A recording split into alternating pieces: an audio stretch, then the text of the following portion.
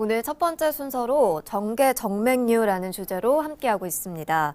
박사님, 병명이 좀 어렵게 느껴지기도 하는데요. 그렇습니다. 관련 사례 소개해 주시죠. 네, 쉽게 들을 수 있는 그 병명은 아닙니다.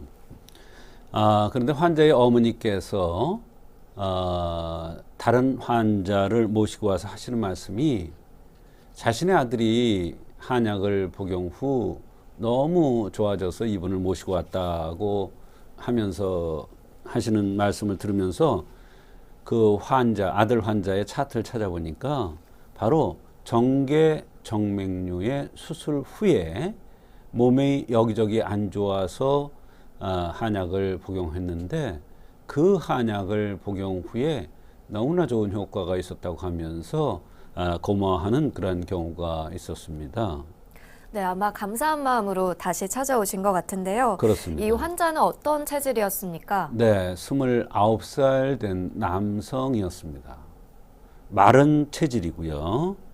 음낭 좌우가 크기가 다른 것이 특징이며 과거에 정계정맥류 수술을 한 적이 있다는 것입니다. 네, 이 환자의 불편한 증상들도 소개해 주시죠. 네, 여러 가지가 있었는데요. 우선 얼마 전에 교통사고를 당한 후에 뒷목이 뻐근하면서 목에서 어깨까지 많이 불편하다고 했습니다. 좌측 편두통에 눈까지 압박감이 심하다고 했으며 자고 나서 우측 손가락, 발가락이 저린 현상도 있고 소화가 안 돼 몇 끼를 굶어도 밥맛이 없다고 했습니다. 좌측 고환 및 다리까지 찌릿하며 이럴 때는 가슴도 뜨끔하면서 추위를 많이 타고 몸이 경직되면서 떨리기도 한다고 했습니다. 군대에 있을 때는 몸도 굽고 말도 잘 안 나와서 응급실을 급하게 간 적도 있다고 했습니다. 네, 상태를 들어보니까 좀 심각한 상황인 것 같은데요. 어떻게 치료를 해주셨습니까? 네, 이렇게 이제 심각한 여러 가지 증상들이 있을 때 맥과 인체 흠을 통해서 병을 치료해야 하는데요. 우선적으로 살펴야 하는 것은 수술 경력이 되겠습니다.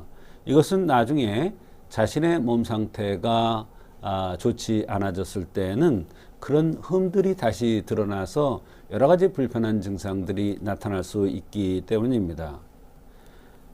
이 환자는 정계정맥류 수술한 적이 있는 것이 가장 흠이기 때문에 이것을 참고로 해서 한약을 투여했는데 좋은 결과가 있었던 것입니다. 더군다나 이 남자가 소화가 안 되는 증상은 산증이라고 합니다. 맥이 72, 70으로 간에 떨어졌는데 이것도 난간전이라는 산증을 치료하는 약을 투여한 이유가 되겠습니다. 네, 수술 경력을 좀 유심히 살펴보신 것 같은데요. 그렇습니다. 이 환자를 치료하시면서 더 해주실 말씀이 있으실까요? 네, 아마도 이 환자가 다른 곳에 갔을 때는 교통사고의 경력을 중요하게 여기고 목과 어깨를 치료해 줬는데 이것이 치료가 잘 안 됐던 모양입니다. 사실은 그것보다도 수술한 경력, 즉 정계정맥류를 수술한 그 경력이 더 중요한 흠인데 교통사고의 흠을 보완해 주려고 했던 것 같습니다. 그러나 인체 흠이라는 것은 활성화되어 있을 때, 인체가 활성화되어 있을 때는 여러 가지 불편한 증상이 나타나지 않지만 인체가 체력이 떨어지고 면역력이 저하됐을 때는 여러 가지 불편한 증상들이 나타난다는 것이 굉장히 중요합니다. 더군다나 남성이 소화가 안 되는 것은 밑불이 약해서 그런 현상으로 당연히 정계정맥류 수술 후에 나타날 수 있는 흠으로 이것을 해결해 주니 소화도 잘 되면서 여러 가지 불편한 증상이 없어져서 매우 고마워하고 어머니께서 다른 환자까지 소개했던 그러한 경우가 되겠습니다.